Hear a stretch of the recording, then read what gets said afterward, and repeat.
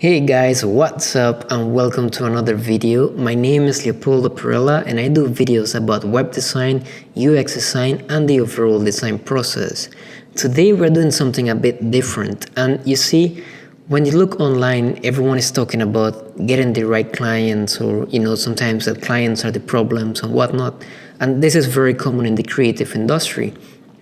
But no one is talking about how you, if you are looking to get some creative work, or you as a business owner who is looking to get a web designer or a graphic designer, how you can become a great client.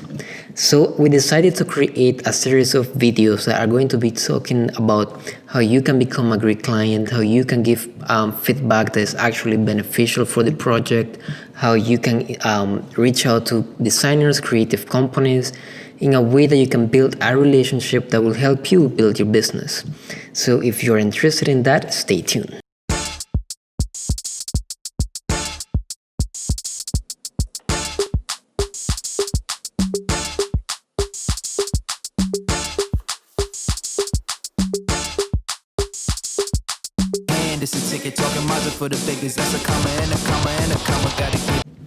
So with about 7 years behind my belt, there's a lot I have learned from clients, and I'm sure there's a lot they have learned from me.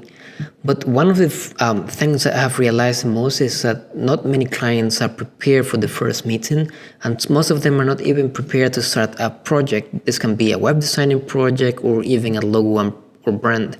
So one of the first things that we're going to be talking in this series is about how to prepare yourself as a client before you reach out to a creative person, to a web developer, to a web designer, to someone who can manage your social media campaigns, or someone who just needs to create your logo.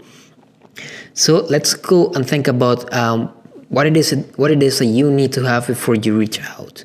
So I'm making this video based on many clients' engagement, especially the first meetings.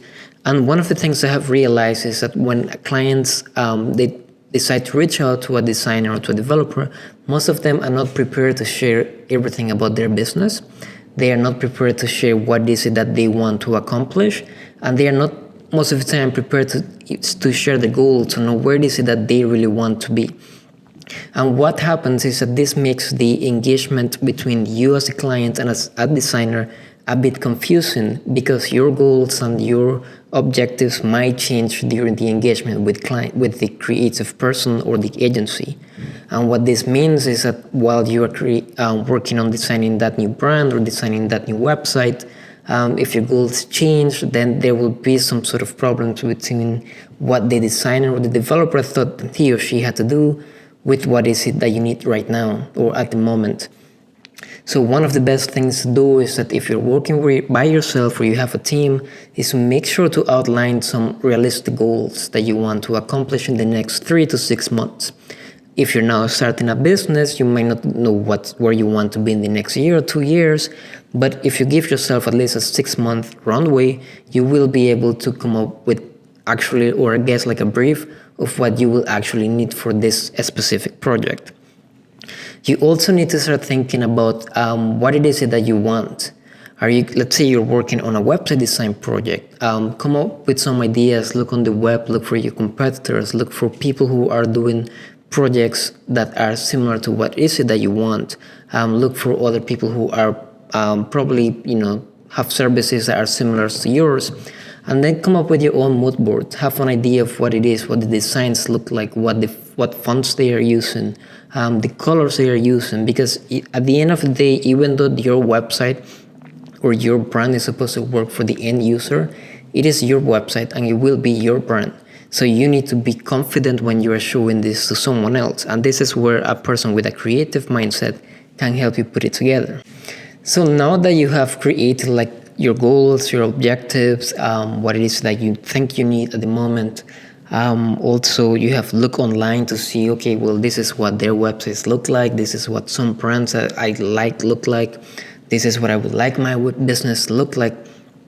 Now you need to come up with actually deliverables of what it is that you need from a designer, right? So this can be, let's say you do need a new logo. So you're going to need a logo. You're gonna need style guide for your logos, so that as your business grows, everything can adapt to it.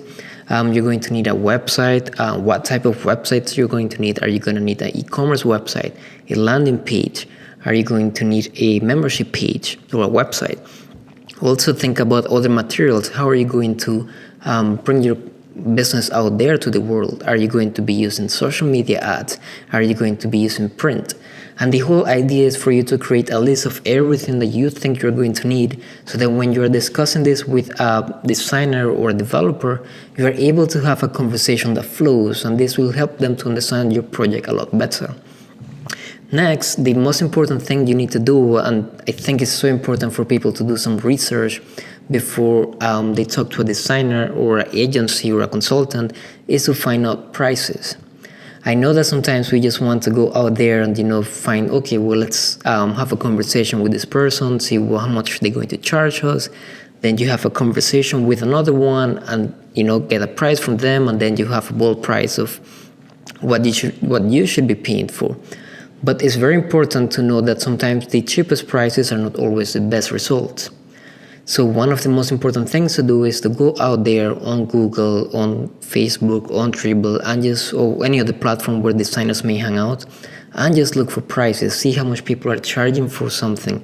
I see like, okay, well, I have a budget now to work with an agency that they're going to charge you a lot more for just a simple landing page, where you may better work off with a freelancer who may not charge you $12,000 for a website, but you need to know how much they are worth. And this is going to come up with research, and just literally if you type on Google like how much does it cost to hire a website designer per hour, you will be able to get a better idea of the cost for this.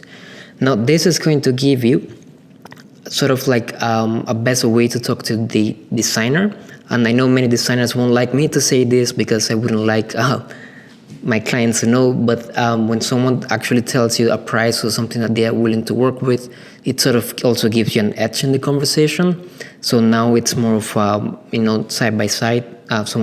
The designer might have to meet you on the line, and you might have to meet them in the middle of the line as well. But then you will know exactly who you're going to be talking to. Like let's say if you have a budget for something that you may want to spend $10,000, you may not want to talk to a designer that might charge you $100 for the logo, right? So things like this are quite important for you to know before you reach out to a designer, to an agency, to a consultant, and will also help you to have a better conversation with them, so that the end result of the next step is going to help you to move forward with your business.